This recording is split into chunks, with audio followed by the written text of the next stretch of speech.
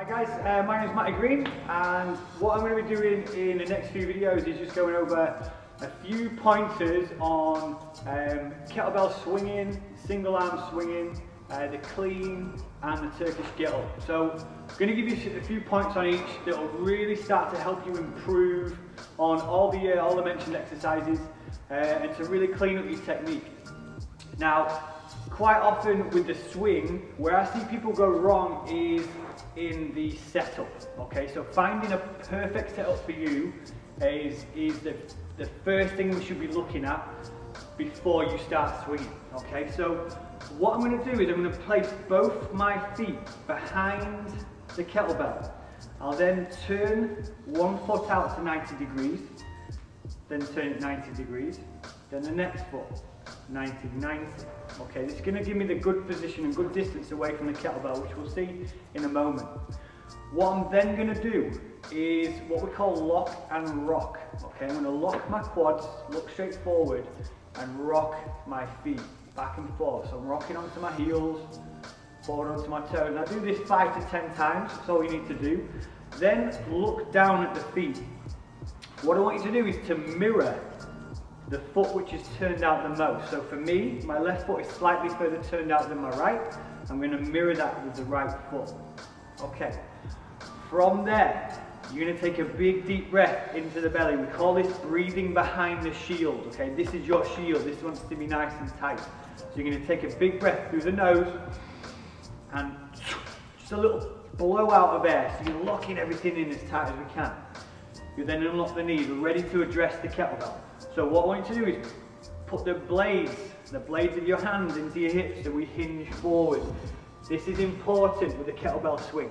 If you end up just leaning forward towards the kettlebell, look what happens to my back. We don't want the back to be in this position before you start swinging.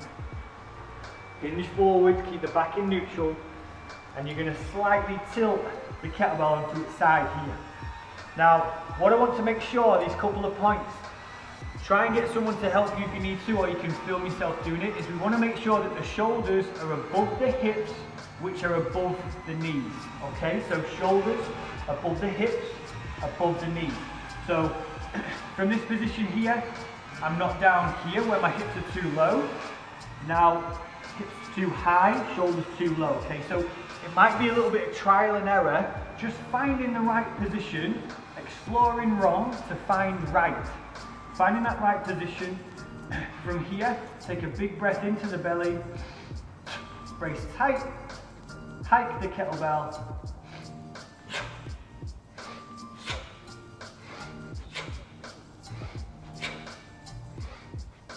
and back down onto the ground. Okay, so that's trying to find your setup. Okay, the rest of the swing will start to come much easier once you get that, but the setup is so important. Now, your reps don't finish until the kettlebell is back safely onto the ground.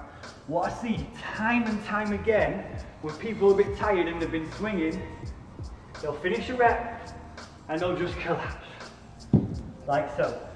That's going to set you up for injury, where we don't want that to happen, okay? So you must be diligent and disciplined, remain solid until the kettlebell is back onto the ground, and then you can do whatever you want. You can flop about, fall on the floor, whatever.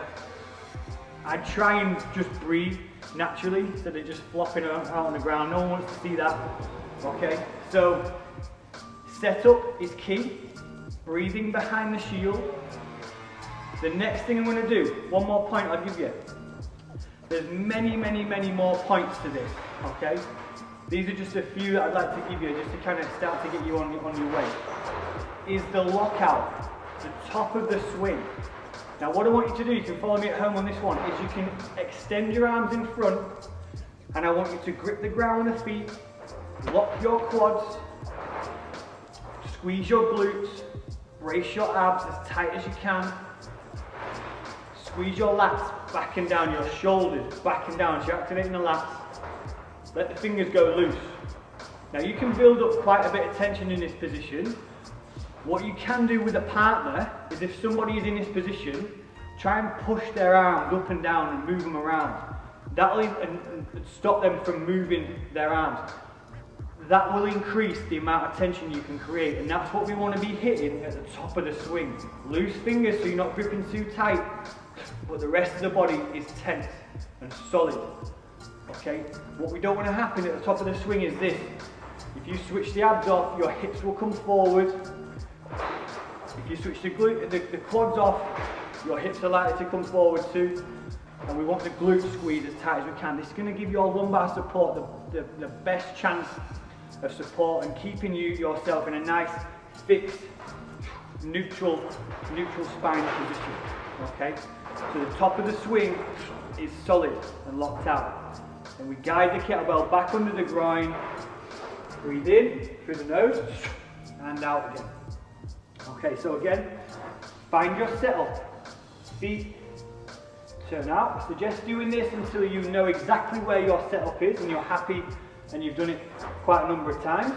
Blades into the hips, brace tight behind the shield, hike, stand tall, finish solid, and then relax, okay? Okay, so that's the two-handed swing, the Russian swing, some might refer it to. What I can't stress enough is having a trainer, having someone to guide you with this, okay? So it's all very well watching videos and trying to do it yourself. What I highly recommend is finding a Strongfirst instructor. You can go on the Strongfirst website, strongfirst.com.